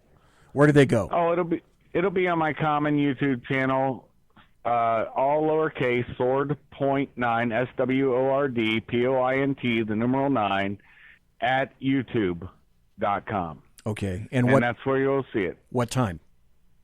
Well, I've got to do it. I'll do it right after your guys' show because I got to stay in there because I love this show. I try to get here every time to eat my filthy olives and drink my Miller High Life. Okay. But after that, I'll record it and then I'll upload it. So it's whenever it uploads. So it may be in the morning, folks. Oh, okay. All righty. Are you taking calls? Can folks call in? No, unfortunately, because it's recorded, I don't have the ability to live stream anymore. They took that away from me with no strikes. I got nothing on me, and yet they took my live stream away. Figure that one out. You cannot record live on your YouTube channel. No, I can't record live on my YouTube channel. But I post to both BitChute and YouTube. So I got 2 different things because they'll probably pull me off YouTube. Great. Okay. Hey, in chat, I don't know if you see John, but he's asking you for the URL. So we're going to go to a break. Kaiser, can you put the URL in chat so maybe John can go listen? Yeah, I will, brother. I'll put the URL to my main channel, and that'll be it. But honestly, Clint, sorry to hog your time, brother. I just wanted to call in and talk about. Hey, all good, brother. Always a pleasure. Issues. Always a pleasure to have you. Okay. All right. God bless, gentlemen. Have a great God night. bless. Thank Be you. well, be Take safe. care. Shuff out. We're going to go to a break. We're going to be right back, and we still have a metric ton of stuff to talk about. Conservative media done right. You're listening to the SHR Media Network. Hey, this is Michael Wright. And I'm Shannon Wright. Join us for The Right Way with Shannon and Mike, Monday through Thursday from 7 to 9 a.m. right here on SHR Media. Why are they joining us? For fun things like sports, politics, Oh, maybe some news and entertainment? and all kinds of other things. Money and recipes and events? All kinds of stuff. Yeah, so join us Monday through Thursday, 7 to 9 a.m. here on shrmedia.com.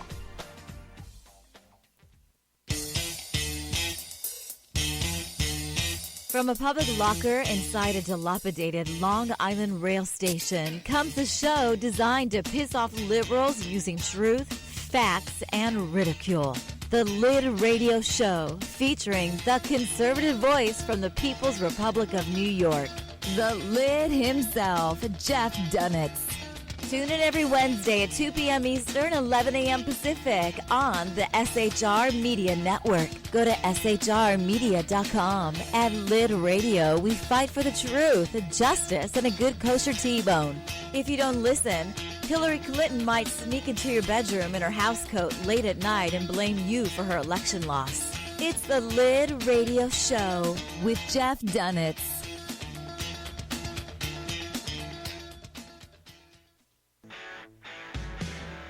Hey girls, Carry Girl Gear is here. More and more women every day are concealed carrying, participating in competitive shooting, and getting firearms training. It's not a boys' club anymore, and we don't have to shop in their stores anymore either.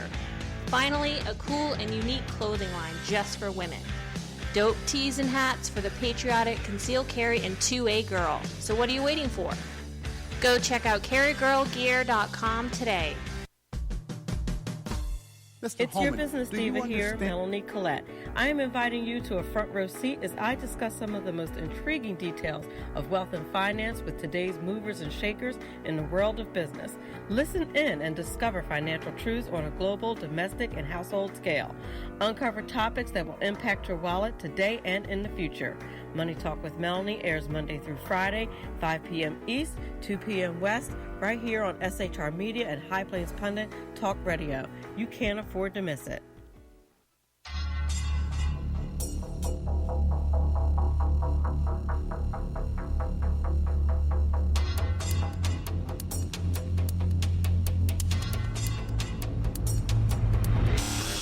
The new show on the SHR Media Network, Sackheads Against Tyranny. On shrmedia.com. Go there quick like a bunny, 11 p.m. Eastern, 8 p.m. Pacific, every Wednesday. Live and direct on the SHR Media Network. shrmedia.com. Be there.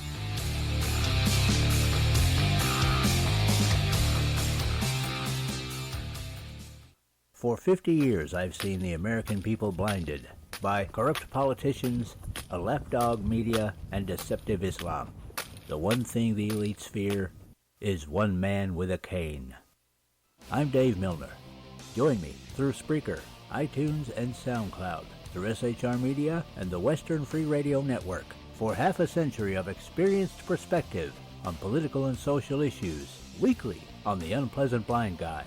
And catch me on Jeff Mitchell's EDL Radio on blogtalkradio.com. There's no surrender, ever. Because truth is not always pleasant. Broadcasting behind enemy lines in occupied California, a mere 2 miles from the state capitol, the bloviating Zeppelin's Berserk Bobcat Saloon Radio Show can be heard every Tuesday and Thursday night at 8 p.m. Pacific and 11 p.m. Eastern, only on the SHR Media Network. Go to shrmedia.com to listen. You can also watch on the SHR Media Facebook page and the SHR Media YouTube channel. No goldfish were abused in the making of this ad. Conservative media done right. You're listening to the SHR Media Network. Wow, it's the final 25 minutes of the show. The Shat Show, the Sackheads Against Tyranny. I am BZ. Across from me is Sackheads Clint. Thanks to Dave for calling in. Thanks to Kaiser for calling in. Folks, if you didn't hear, go listen to Kaiser. He's going to post his show a little bit later on, either later on tonight or earlier tomorrow morning, one of the two. Sackheads Clint, you had a story you wanted to talk about. I do have a story. So a couple weeks ago, Robert Johnson, if you don't know who Robert Johnson is, Mr. Johnson is the founder of Black Entertainment Television, BET. Forbes had him listed as the first African-American billionaire. Longtime Democrat. Longtime contributor to the party, and a couple weeks ago he was in an interview with CNBC's Hadley Gamble, and he said in the interview, quote, "The party, in my opinion, for me personally, has moved too far to the left." And he then goes on, and I need to find the quote here. He goes on. And he says essentially that they're too far to the left. Anybody who's the nominee, he's not supporting anybody right now, but anybody who's the 2020 nominee really has to move more to the center, and you can't wait too long to do that. He then says, and I'm going to quote him now. He says, quote, and again, this is a longtime leftist, the founder of Black Entertainment Television. He says, quote, "I think the economy is doing great. And it's particularly reaching populations that heretofore had very bad problems in terms of jobs and employments and the opportunities that come with employment." He continues. He says, African American unemployment is at its lowest level. I give the president a lot of credit for moving the economy in a positive direction that's benefiting a large amount of Americans. He also told CNBC that tax cuts were helping and all this other stuff. So here you have a longtime Dem, somebody who has supported Democratic nominees, Democratic Party for a long period of time, who's saying, and an African American who's saying, yeah, I give President Trump credit for this economy, and particularly for the positive way that it's impacting the African American community. That's huge. I haven't seen. It's massive. I haven't seen that story getting a lot of play, but this story, the reason it's big is this. Number one, the reason it's big is because there are those in the African American community, particularly people who are influencers in the African American community. This is the owner of Black Entertainment Television. You think this individual does not have influence within the African American community? Absolutely. Oh, hell yes. And this individual, this gentleman, is recognizing and stating on CNBC that Trump is the reason, that he's giving Trump a lot of credit for this economy, particularly its impact on African Americans, speaking positively. Now, I commend him because I'm sure he has critical things to say about the president also, but I credit him for being willing to be honest, taking an honest... Acknowledging when things go well. Absolutely. 100%. And that actually speaks volumes about Mr. Johnson's character, about in terms of, hey, can you call it as you see it? Can you be fair? Can you call it right down the middle, balls and strikes? And in this case, I think he did that. He may have had criticisms of the president. I'm sure he has. But in this case, hey, look, he was being fair, and he may have even been fair in some of his criticisms. I haven't read them. Anyways, I think that's big for that reason. Number one, the ability to reach the minority community, the African American community in particular. And the second reason it's big is because, yeah, if he's saying that about the president, how are you now going to go ahead and are you going to call Mr. Johnson a racist? Well, the logical extension would be that he's a racist. That if Trump is a racist, it's another if-then equation. Right. If Trump is a racist, and ask any leftist, yeah, he's a racist. We have all the audio you would ever need for that. If Trump is a racist, then anyone who says anything positive about him, by extension, is a racist. Must also be a racist. So the creator of BET, the BET network, therefore, he's a racist too. And nobody said that. Nobody said that he is a racist, but that does pose an interesting question. He clearly he's not. Right? Clearly he's not. Mr. Johnson's not a racist, and I don't think President Trump is a racist either. As a matter of fact, Ben Carson just came out in support of him on that topic. But he does. Mr. Johnson says he gives President Trump an A+ for the economy, but then he does say that the president has, in his view, divisive politics, which are not helping America. Quote, his divisive politics are, quote, not helping America as a global nation. So he does have his criticisms of the president as well. His prerogative. Right. I disagree with that perspective, but I can that's his point of view, and okay. Good on him. But he has that point of view because he could point to, look, does the president tweet some things sometimes where we kind of like go, oh, come on. Not very presidential. Right. So I can understand that perspective. I'm not saying I agree with it, but I understand it. Right. So I can see where that perspective is based on some applying a little bit of critical thinking, right?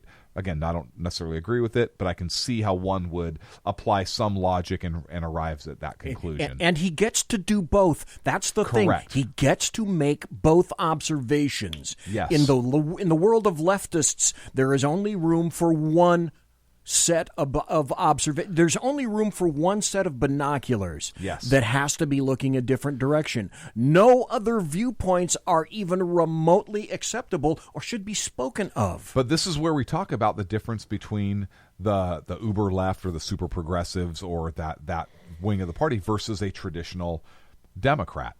And we've talked about these individuals and how Mr. Johnson, I believe, is really becoming a minority. Well, I don't want to say a minority in the party because I think that extreme view is still the minority, but they're raising a stink, and they may be able to bully their way into wheel. Power. Yeah, I mean, loud squeaky wheel. Look at the 2020. Look at how the 2020 nomination is shaping up on the Democratic side of the party.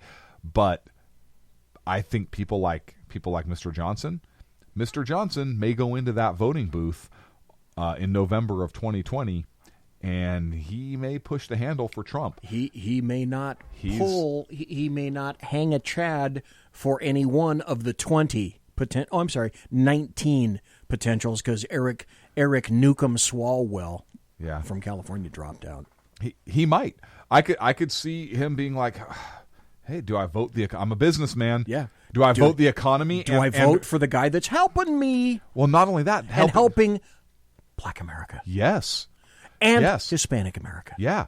Do I vote for the guy who is literally helping minority populations in economically, or do I vote for the other guy because they're a Democrat and I think that the man in the office is a jerk? I mean, that's really what it comes down to. And so that's why I believe, again, that this is very telling, because I think individuals like this could, I'm not saying Mr. Johnson's going to vote for President Trump, but it's not impossible. It's not impossible. And if he sees it, other people are seeing it, and how many of those other people are going to pull that big red handle, as BZ likes to say, for Donald Trump? One immediate word comes to mind: cratering. Mm-hmm. And there's, hey, take care, Alaskan. Alaskan's jamming. Thanks, Alaskan. Here's one thing that I think is the unmentioned factor. It occurred in 2016. I believe it's going to be a huge factor in 2020. Leftists have gotten the bulk of America to the point where they do not feel comfortable expressing their views in any kind of a public forum. Mm-hmm. Therefore, you have a massive unknown cadre of individuals whose speech has been quashed on purpose, who don't feel that they're part of the conversation, and the only conversation they're going to enter into will be November 8th of 2020. And that makes accurate polling, impossible. Just like 2016. Yep. You cannot have accurate polling. I can't speak tonight. In that environment. And pollsters, just remember, when you talk to me, BZ, I will lie to you every time. That's my job. Because it's none of your fucking business. Because it's none of your damn business. Who I'm going to vote for. And I have stopped. I've been stopped by pollsters on a couple of occasions, and I lie my ass off to you. If I can fuck with your statistics or skew your results, that's my job. Just thought I should tell you. Not that you're listening to me right now. Okay, so a big story. Turkey. Turkey actually entered into contract under the Obama administration for a Russian missile defense system. This is great. So I have to say I love this. So Turkey gets the Russian S-400 missile defense system because the Obama administration slow rolled out the Patriot missile defense system, put a lot of stuff attached to the contract and so forth. So Turkey said, screw you, we're just going to get the Russian S-400 system. Now, Turkey was also supposed to get our F-35s. Turkey is a member of NATO. Right. They're a great ally of the United States of America. I use that loosely. Yeah, if you're on video, here's the air quotes. Member of NATO. And they were supposed to get the F-35 stealth fighter. I believe they received 2 of them. I believe. Well, the Trump administration said, and rightfully so, yes, hey, you guys have a Russian missile defense system. Fuck you. We are not going to give you our F-35 so that you can fly it with this Russian missile defense system and see what does and does not work and how it tracks, not to mention the concerns with the Russians still having access to be able to tap into that missile defense system and gather data on the F-35s. And so that shit was stopped. And then essentially hand them over to Russia. You know for a fact that they would hand them Absolutely. They would get handed over to Russia. They would get handed over to China. Yep. They would be disassembled. Reverse engineered. They would likely be reverse engineered. Who knows? Iran may get in there somewhere. North Korea might get in there somewhere.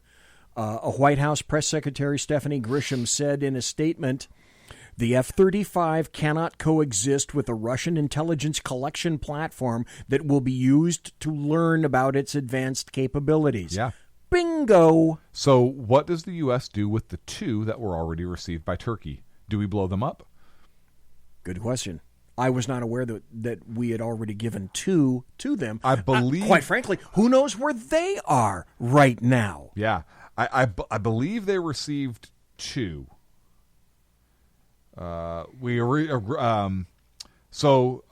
The Associated Press, according to the Associated Press, said the U.S. initially agreed to sell 100 jets to Turkey, with the first 2 arriving in June. Well, this is now July, and the decision is now called off. So, and I don't see anywhere in the article, did Turkey receive the 2 in June? And I'm looking at an article from NPR, and I just scanned that article to see if it mentioned that, and that's nowhere in there. So I do not know. This is in a Fox News article entitled "Trump Says U.S. Won't Sell F-35 Jets to Turkey, Blames Obama for Country's Russian Missile System Purchase," by Greg Norman, and that's where they mention this that they were supposed to get 200, and that in June 2 were supposed to be delivered, with the first 2 arriving in June. Yeah. Okay. Well, that'll... So I don't know if they have them.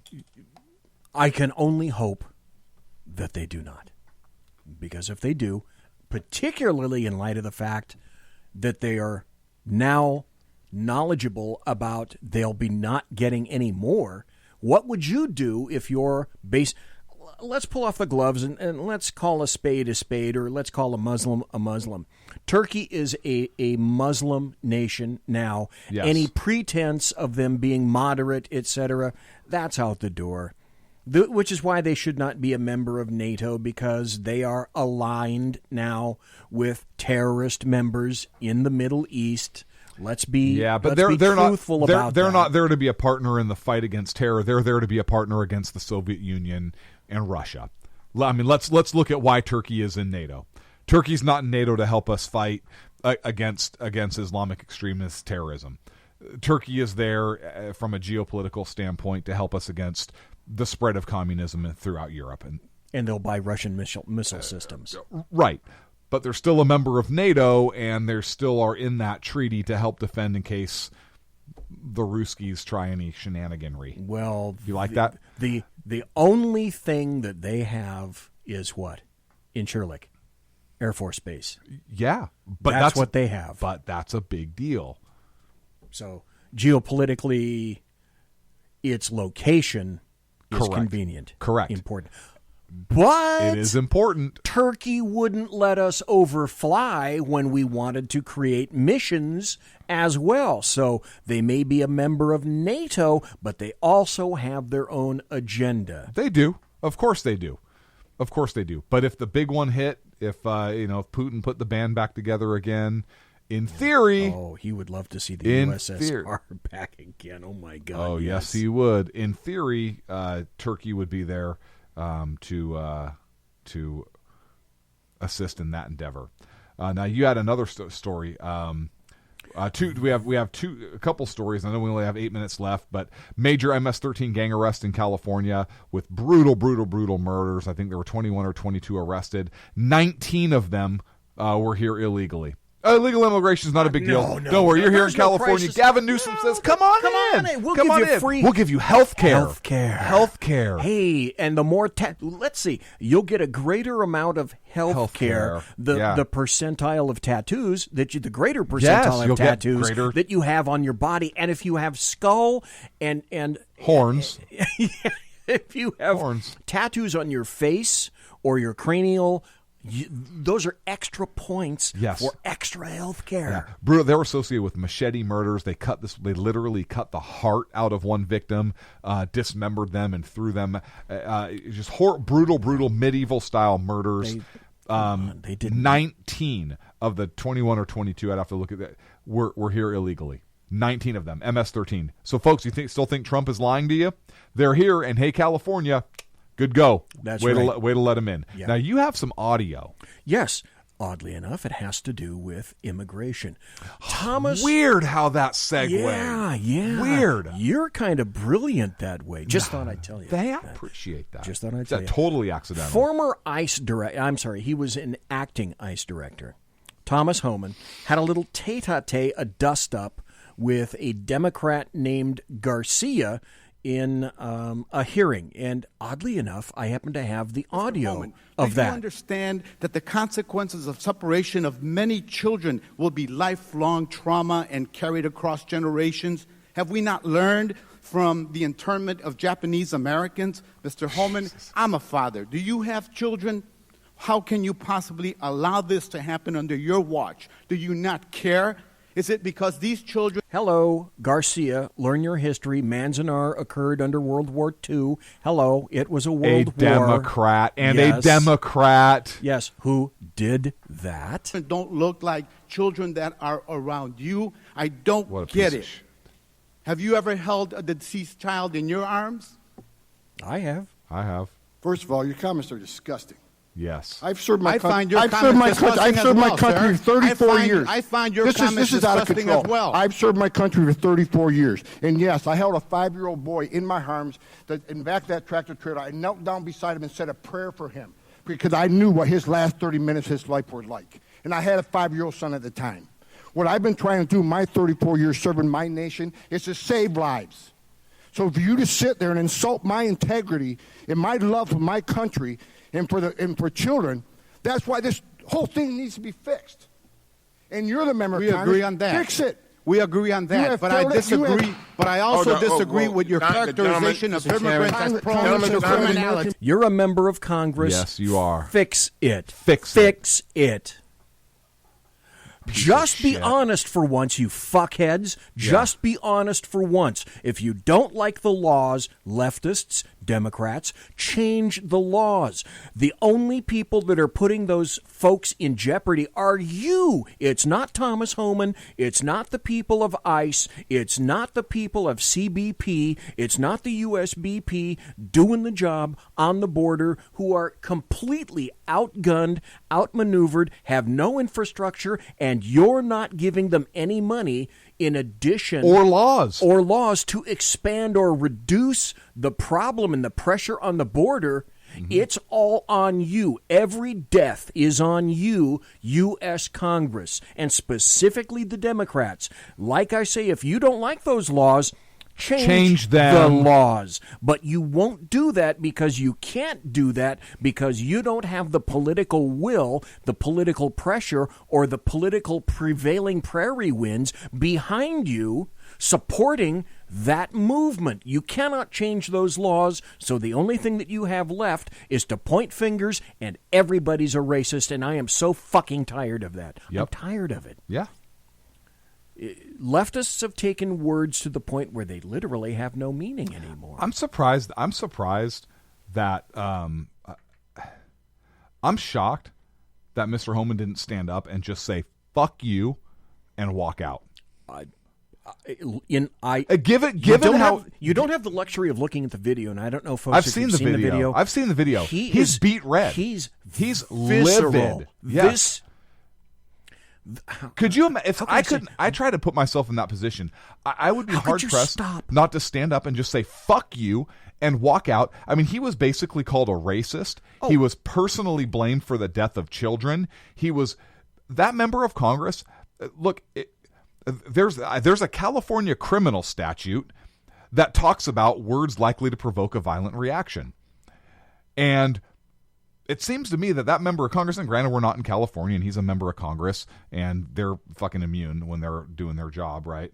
But he was using words that would likely provoke a violent reaction from anybody. You call anybody a racist and tell them that it's their fault that kids are dying. And it's different when you want to talk policy. It's like Obama. Okay, I didn't care for Obama at all. He did a couple of okay things during his presidency. I couldn't give a whistling fuck what color he was. Didn't care less about his paint job. I didn't like his policies. Right. But I didn't go out of his way and call him bad names, the N-word, blah, blah, blah, blah. When Garcia sits here and impugns the personal integrity of that guy, saying that essentially this guy, because he's a racist, wants dead children on the border. Yeah, because the children don't look like other kids that surround him. Are you fucking kidding me? 34 years in law enforcement, that guy has made, in 10 years, 5 years, 2 years, he's made more of an impression, a positive impression about on anyone around him than this guy, Garcia, will in his entire career. Yeah. How you stand in front of toads like this Garcia character and try to, when accused of these things, and try to remain civil? No, absolutely not. Would you go before Congress calls you in to testify? Would you go? Maybe. But it would have my response, because I'm old and I don't have anything to lose. You can't hold anything over my head anymore. My response would be predicated upon what you do, not what I do. I will not be the antagonist, the antagonist or the instigator of bad stuff. I will only be the respondent. I will respond to how you brace me. So if you refuse to testify in front of Congress because of how they treat right-leaning people in these left-wing committees, are you exercising your First Amendment right to protest and your Fifth Amendment right to remain silent? Well, sure. I mean, Congress could call you to testify all you want, but if you just sat there and stared at them, and they said, "I'm asking you a question," you say, "I'm choosing not to speak." Yeah. Well, I'm here. I'm subpoenaed. I'm here, but I'm not. I'm choosing not to answer the question. A decision not to make a decision is still a decision. Correct. And we haven't. I wouldn't give them a fucking thing. We haven't touched a fraction of the stuff we wanted to talk about tonight. We touched a fraction. Okay. 1/1000th is a fraction. It is. I'm in shape. Round is a shape. A round is a shape.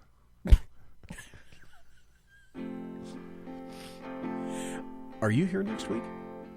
I am here next week. Okay. If you're here, then you'll be here. I'll be here. Absent extenuating circumstances, right. I'll be here. Hey, folks, let me ask you, if I'm here, and if I'm here, and Clint is here, yeah, will you be here? It's a good question, BZ. I think it is. I think it's a wonderful question. So we'll find out next week. Yeah, we'll be here. Clint will be here. BZ will be here. All we're asking is join us. Very simple. Yes, be here yourself. Yeah. Next Wednesday, 8 p.m. Pacific, 11 p.m. Eastern. SHRmedia.com. Great show. Thanks. Great show. Okay. Be here next week. God bless America. Aloha.